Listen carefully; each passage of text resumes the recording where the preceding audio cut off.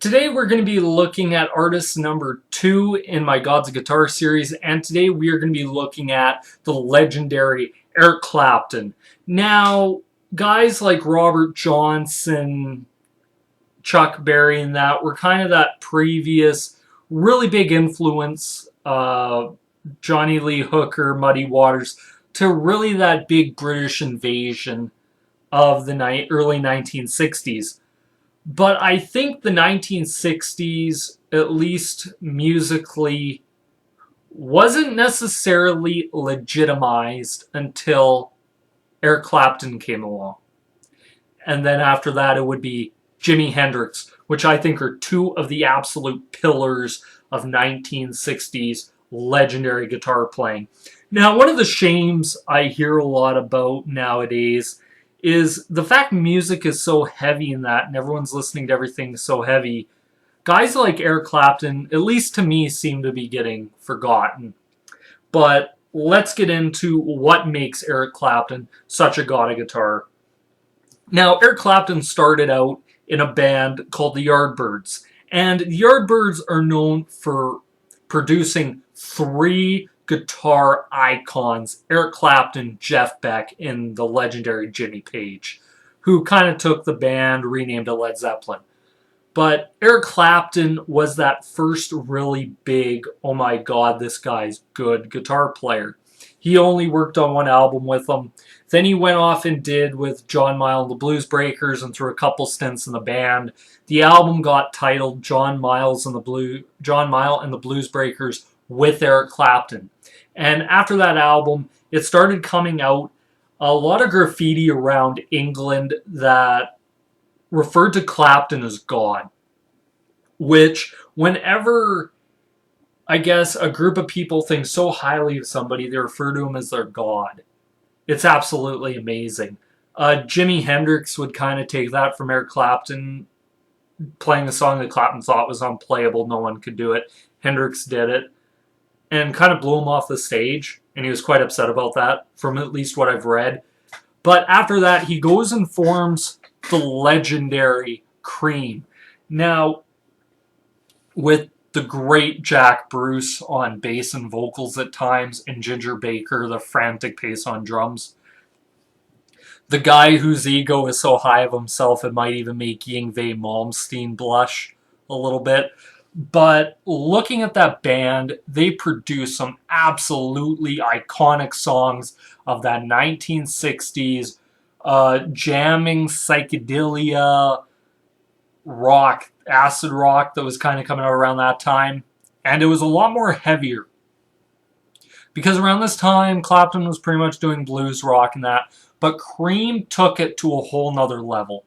Sunshine of Your Love, White Room, Crossroad Blues cover of a Robert Johnson song. Badge, which is to me one of the most criminally underrated Eric Clapton songs, written by George Harrison.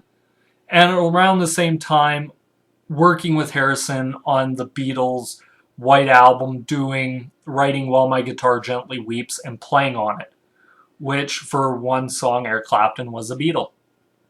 Which I think that's the only time anybody else came in and worked with the Beatles. I could be wrong, but that is what it is. And really, to me, Cream just absolutely was a fantastic band to listen to. Just for that way. And Clapton was so integral to the success of Cream.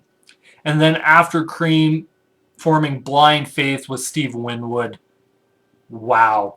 Just a great band. That one album they released, absolutely phenomenal what they actually did on that. And then after that, going and playing on Derek and the Dominoes, forming that band and recording Layla and an assortment of other love songs, which is fantastic. I say if you haven't listened to that album, go listen to it. It's amazing. Features Duane Allman on the track Layla. Everybody knows it. And that was really the end of the Eric Clapton band years, which is something that you'll always hear people say, you want to be a guitar god, go join a band. And Eric Clapton did, and he had so much success. You had Cream, you had Blind Faith, which is still remembered today. You had Derek and the Dominoes. Bell Bottom Blues is another great track by them off that album. But then to me, the greatest thing Clapton did, and really the only route he really did have, was he went solo. 401 Oceans Boulevard, or Eric Clapton, 401 Oceans Boulevard, Slow Hand, all these albums featured some absolutely great songs. I Shot the Sheriff, a Bob Marley cover, Cocaine, Watch Out for Lucy. Oh man, the list goes on and on. Wonderful Tonight. Oh, what else is there? Just song after song after song after song. Eric Clapton, to me, really, it's his solo work that really did show how good Eric Clapton was. And Eric Clapton's one of those guys from the 1970s, 60s, and 70s that still flourished really in the 1980s. It really helped him. Stevie Ray Vaughan came along when he did. And then going into the 90s, and really the last part of Eric Clapton's, I guess, commercial success, Tears in Heaven, which is an absolutely beautiful song written about his son who died. Just a great, great track by Eric Clapton. And really proved not only was he a great guitar player electrically, acoustically, he was absolutely solid. Worked with guys like B.B. King, Stevie Ray Vaughan, Robert Cray, Buddy Guy, just anybody who was anybody played with Eric Clapton. Also, Lay Down Sally's another absolutely great song by him.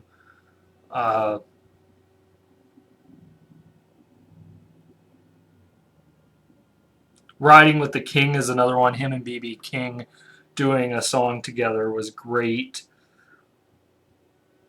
And yeah, Wonderful Tonight. Just great stuff by Eric Clapton to me. And another part I want to make. Now, Eric Clapton, I said, was seminal for the 1960s. Very much so. Legitimized a lot of those early pop bands that were coming out. But Clapton, to me, was one of the first that I absolutely listened to and said there's substance here. It wasn't the Beatles type music. It wasn't the Stones. There was something legitimate and organic about Eric Clapton. It wasn't a shtick. It wasn't an act. Eric Clapton was one of the absolute pillars of guitar. And another guy I want to mention on that is also Frank Zappa, who I think often gets underlooked, and he'll be in this series, absolutely. I'm a huge fan of Zappa. He is, to me, a god of guitar. But anyway, also, you look at him since then, he's kind of been carrying that blues moniker, like really trying to keep the blues alive. And to me, Eric Clapton, Slow Hand, is one of the absolute greatest guitar players I've ever heard in my life. Played with such soul, emotion, ferocity. Is more than just a one-trick pony. Really, his diversity in his music is what sets him apart from so many other people. It's kind of a shame. Another guy who's going to be on this list, we never got to see what Jimi Hendrix could have done. But in that short time Hendrix was alive, wow.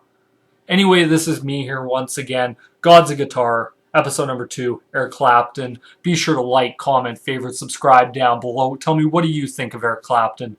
This is me here signing out. Peace.